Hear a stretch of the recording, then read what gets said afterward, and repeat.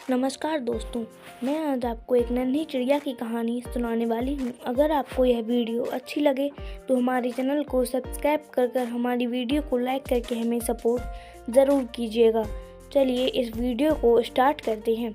एक नन्हा पक्षी अपने परिवार से बिछड़कर अपने घोंसले से बहुत दूर आ गया था।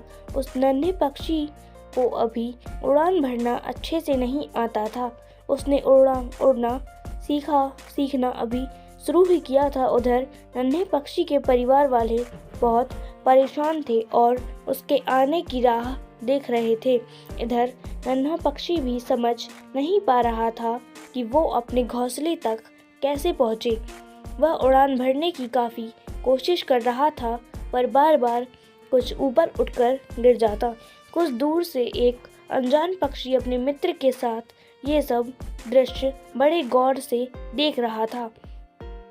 कुछ दूर देखने के बाद वो दोनों पक्षी उस नन्हे बच्चे के करीब आ पहुँचे। नन्हा बच्चा उन्हें देखकर घबरा गया। फिर उसने सोचा शायद ये उसकी मदद करें और उसे घर तक पहुँचा दें। अनजान पक्षी बोले, क्या हुआ नन्हे पक्षी, काफ़ी परेशान हो? वह बोला, मैं रास्ता भटक गया हूँ और मुझे शाम होने से पहले अपने घर लौटना है। मुझे उड़ान भरना अभी अच्छे से नहीं आता। मेरे घर वाले बहुत परेशान हो रहे होंगे। आप मुझे उड़ान भरना सिखा सकते हैं? मैं काफ़ी देर से कोशिश कर रहा हूँ, पर कामयाबी नहीं मिल पा रही है। अनजान पक्षी थोड़ी देर सोचने के बाद बोले, जब उड़ान भरना सीखा नहीं तो इतना दूर निकलने की क्या ज़रूरत थी। वह अपने मित्र के साथ मिलकर नन्हे पक्षी का मजाक उड़ाने लगे। उन लोगों की बातों से नन्हा पक्षी बहुत क्रोधित हो रहा था। अनजान पक्षी हंसते हुए बोला, देखो, हम तो उड़ान भरना जानते हैं और अपनी मर्जी से कहीं भी जा सकते हैं। इतना कहकर अनजान पक्षी ने उस नन्हे पक्षी के सामने पहली उड़ान भरी। वह फिर थोड़ी देर बाद लौटकर आया और 2-4 कड़वी बातें बोल पुनः उड़ गया। ऐसा उसने 5-6 बार किया और जब इस बार वो उड़ान भर के वापस आया तो नन्हा पक्षी वहाँ नहीं था। अनजान पक्षी अपने मित्र से बोला, नन्हे पक्षी ने उड़ान भर ली ना? उस समय अनजान पक्षी के चेहरे पर खुशी झलक रही थी। मित्र पक्षी बोला, हाँ, नन्हे पक्षी ने तो उड़ान भर ली, लेकिन तुम इतना खुश क्यों हो रहे हो मित्र? तुमने तो उसका कितना मजाक बनाया। अनजान पक्षी बोला, मित्र, तुमने मेरी सिर्फ नकारात्मकता पर ध्यान दिया, लेकिन नन्हा पक्षी मेरी नकारात्मकता पर कम और सकारात्मकता पर ज़्यादा ध्यान दे रहा था।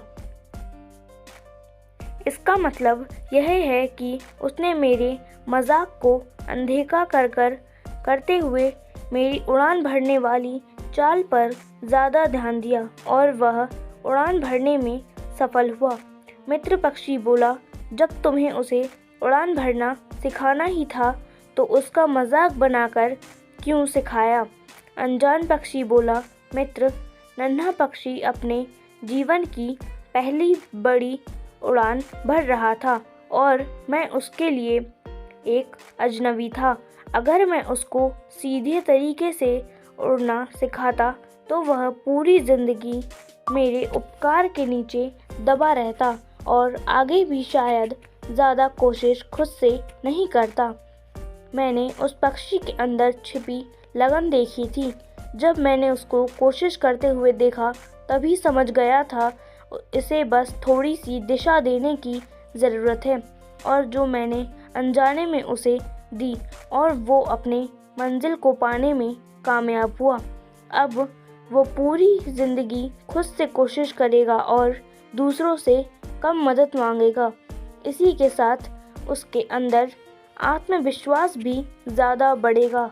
मित्र पक्षी ने अनजान पक्षी की तारीफ करते हुए कहा, तुम बहुत महान हो।